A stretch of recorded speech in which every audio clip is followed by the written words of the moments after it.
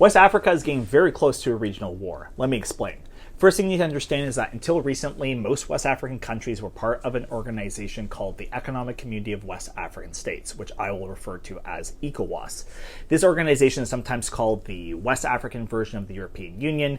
More accurate would be that this organization's purpose is to maintain the economic and political status quo, corrupt leaders and businessmen getting richer, and all these countries serving the interest of Western countries. And ECOWAS for quite a while was actually quite successful at fulfilling its mission. But in the last couple of years, there have been a number of coups, especially in Niger, Burkina Faso, Mali, Guinea, and more recently, Guinea-Bissau. Now, what ECOWAS worries about with these coups is not the problem of it being undemocratic. That's what they say the problem is, but it's not actually the problem, because most of the countries in ECOWAS have elections, but elections where things are rigged and opposition members are banned.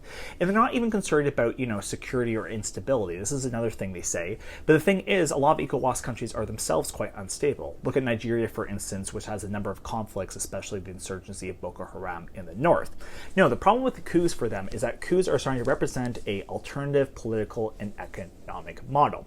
Look at, for instance, Mali, Burkina Faso, and Niger. These are three countries which have formed their own alliance called the Alliance of the Sahel States.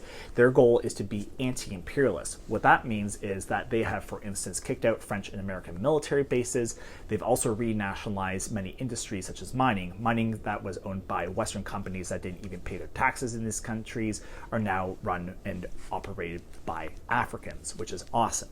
Now, ECOWAS is so worried about this that they actually initially implemented many sanctions on these countries, but these sanctions did not work. In fact, actually, many of these countries continue to have economies that were actually growing fast, and this year, Niger is actually going to have the fastest growing economy in the world.